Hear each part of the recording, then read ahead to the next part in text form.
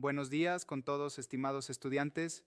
Es un verdadero placer tenerlos nuevamente en este espacio de reflexión académica y técnica. Por favor, tomen asiento y dispónganse a escuchar, porque hoy vamos a diseccionar el cerebro y el sistema nervioso de la respuesta a emergencias en nuestro país. En la clase anterior hablamos de la física de las ondas, de lo invisible, pero hoy vamos a aterrizar esos conceptos en la estructura de hormigón, fibra óptica y decisiones políticas que conforman el Servicio Integrado de Seguridad EQ 911. Iniciamos el contenido 2 de nuestra primera unidad, y quiero que entiendan que no estamos estudiando simplemente un call center glorificado. Estamos estudiando la materialización de una doctrina de seguridad nacional que cambió para siempre la historia del Ecuador. Para entender dónde estamos parados hoy, necesito que hagan un viaje en el tiempo conmigo, no muy lejano, apenas una década y media atrás. Imaginen el Ecuador antes del 2011. Si ustedes tenían un accidente de tránsito en la vía a la costa, tenían que decidir en segundos a quién llamar. ¿Al 101 de la policía? ¿Al 102 de los bomberos? ¿Al 131 de la Cruz Roja? Y si lograban comunicarse, se encontraban con islas desconectadas. El policía llegaba, pero no tenía cómo hablar con la ambulancia. El bombero llegaba, pero no podía coordinar con el agente de tránsito. Eran esfuerzos heroicos, sí, pero fragmentados, desarticulados y muchas veces ineficientes. Esa fragmentación costaba vidas. La hora dorada del trauma se perdía en llamadas telefónicas burocráticas entre instituciones que no compartían ni la misma frecuencia de radio ni la misma visión operativa. Entonces nace el EQ 911, no como un edificio bonito con pantallas, sino como la respuesta operativa a un mandato constitucional de 2008 que hablaba de la seguridad integral. Quiero que se graben este concepto, seguridad integral. Significa que la seguridad no es solo asunto de policías persiguiendo ladrones. Seguridad es que la ambulancia llegue al parto, que el bombero apague el incendio, que gestión de riesgos alerte del tsunami y que Fuerzas Armadas controlen armas, todo bajo un mismo techo, bajo una misma plataforma tecnológica y bajo un mismo mando unificado. El EQ 911 se convirtió en el gran integrador, en el director de una orquesta que antes tocaba desafinada. Ahora, analicemos la arquitectura de este sistema, porque ustedes van a trabajar dentro de él o conectados a él. El modelo de gestión del EQ 911 en Ecuador es único en la región, por su nivel de centralización y redundancia. No tenemos un centro en cada esquina, tenemos una estructura jerárquica diseñada para resistir el colapso. En la cúspide de esta pirámide tenemos dos centros nacionales, uno en Quito, en el Parque Ichimbía, y otro en San Borondón, en Guayas. ¿Por qué dos? Esto no es capricho, es estrategia de supervivencia.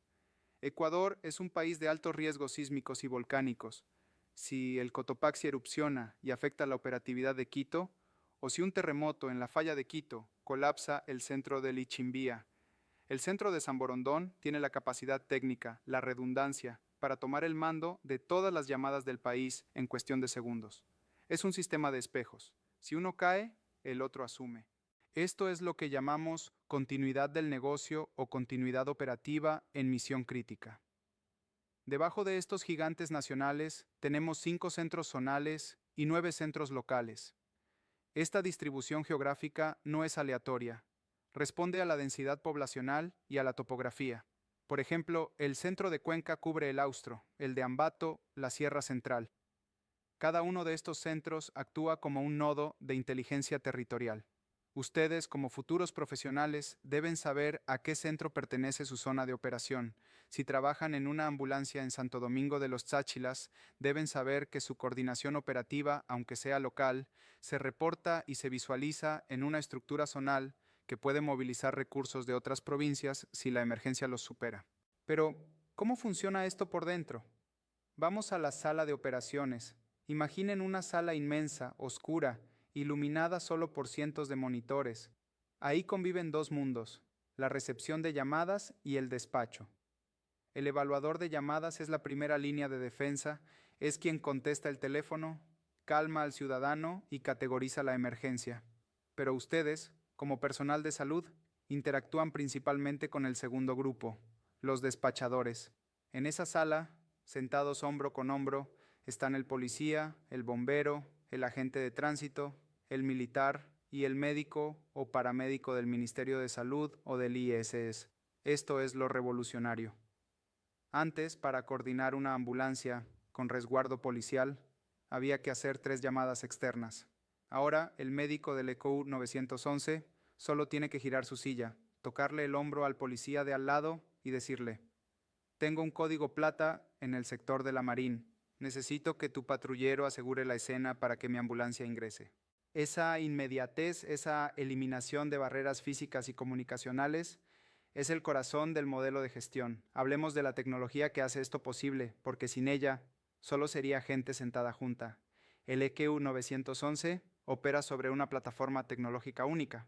No importa si la llamada entra en Loja o en Esmeraldas, el software es el mismo. Esto permite la estandarización de los datos. Cuando ustedes llenan una ficha de atención prehospitalaria, esos datos deben coincidir con lo que el sistema registró: hora de despacho, hora de llegada, clave del incidente. Esa trazabilidad es su mejor defensa legal. Si un paciente fallece y la familia demanda por demora, la bitácora digital del EQ 911 es la prueba forense de que la ambulancia salió al minuto de recibir la alerta. El sistema graba todo: la voz, los datos, la geolocalización. Ustedes viven en una casa de cristal digital. Todo lo que digan por radio queda registrado. Quiero contextualizar esto con una experiencia que vivimos como país: el terremoto de 2016. El centro del EQ 911 en Portoviejo fue afectado severamente. La infraestructura física sufrió, el personal estaba afectado emocionalmente, muchos tenían familias bajo los escombros. Sin embargo, el sistema no se detuvo. Las llamadas de Manabí fueron enrutadas automáticamente a Quito y San Borondón. Desde ciudades que no temblaron, se despachaban ambulancias que sí estaban en la zona cero. Esa capacidad de despacho remoto es la prueba de fuego de la arquitectura del sistema. Demostró que la inversión en redundancia y conectividad no fue un gasto, sino un seguro de vida nacional. Sin embargo, no todo es perfecto y, como académicos, debemos ser críticos. El modelo enfrenta desafíos enormes hoy en día. Uno de ellos es la falsa alarma o el mal uso de la línea. En Ecuador, lamentablemente, un porcentaje altísimo de llamadas son bromas o consultas no urgentes. Esto satura al evaluador y retrasa la atención de su paciente infartado. Como comunicadores de emergencias, ustedes también serán educadores. Tienen que enseñar a su comunidad cuándo llamar y cuándo no. El sistema es robusto, pero no es infinito. Si lo saturamos con ruido, la señal de auxilio real se pierde. Otro aspecto crítico de la arquitectura institucional es la articulación con las entidades articuladas. El EQ 911 no es dueño de las ambulancias, salvo excepciones muy puntuales. Las ambulancias son del MSP, del ISS, de bomberos, de Cruz Roja. El EQ 911 es el coordinador. Esto a veces genera fricciones. El EQ me manda, pero mi jefe es el director del hospital. Ustedes deben entender que en la fase prehospitalaria, operativa y tácticamente, se deben al despacho del EQ 911. La autoridad en la escena y en la coordinación de recursos la tiene el sistema integrado. Esa subordinación operativa es necesaria para el orden. Si cada institución decide por su cuenta a qué hospital llevar al paciente, volvemos al caos de los años 90. Pensemos en la seguridad. Vivimos una crisis de inseguridad sin precedentes. El EQ 911 ha tenido que evolucionar de ser un centro de coordinación de emergencias médicas y bomberiles a ser un centro de inteligencia táctica policial. Las cámaras de videovigilancia, que al principio se pensaron para ver el tráfico o detectar incendios, ahora son herramientas forenses para rastrear sicariatos o secuestros. Esto impacta su trabajo. Cuando ustedes piden apoyo visual a la central para ver si una escena es segura antes de entrar con la ambulancia, están utilizando esa capa de videovigilancia. El operador de cámara se convierte en su ojo en el cielo, diciéndoles: Unidad Alfa, espere en la esquina, veo movimientos sospechosos 2 cuadras más adelante. Esa integración de video y despacho salva la vida del personal sanitario. Además, el modelo de gestión incluye la gobernanza de datos.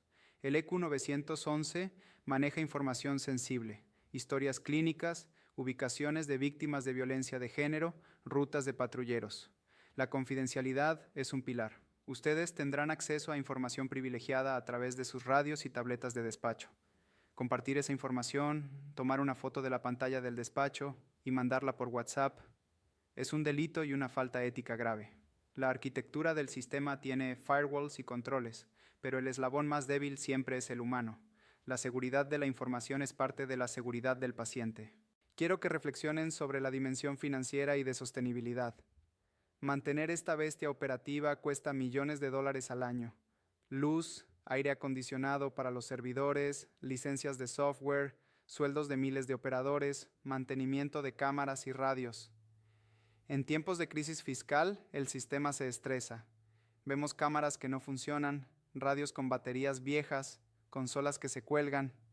Ustedes deben ser resilientes. Si el sistema tecnológico falla, si el Computer Aided Dispatch, CAD, se cae, volvemos al papel y lápiz, volvemos a la comunicación por voz pura.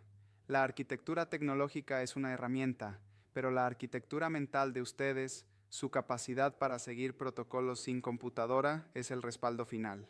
En resumen, el SysEQ 911 es una estructura compleja de capas. Una capa física de edificios a prueba de sismos, una capa tecnológica de servidores y fibra óptica, una capa operativa de protocolos interinstitucionales y una capa humana de operadores y despachadores. Ustedes son las terminales nerviosas de ese sistema en la calle. Cuando presionan el botón de su radio, están activando toda esta maquinaria gigantesca. No están solos en la ambulancia. Tienen detrás a todo el Estado ecuatoriano organizado para responder. Entender esto les da poder y responsabilidad. Poder porque saben que con una frase correcta por la radio pueden movilizar helicópteros, policías y bomberos. Responsabilidad porque saben que son parte de un todo y que su disciplina en la comunicación afecta a la eficiencia de todo el sistema nacional.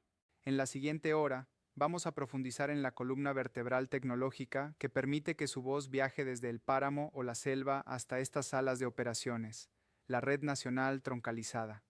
Vamos a hablar de las torres, de las frecuencias y de por qué a veces, a pesar de toda esta inversión, la señal se cae, pero por ahora quédense con la imagen de esa sala de operaciones en el Ichimbía o en San Borondón, donde cientos de personas trabajan 24/7 para que cuando ustedes digan necesito apoyo, alguien responda copiado, la ayuda va en camino.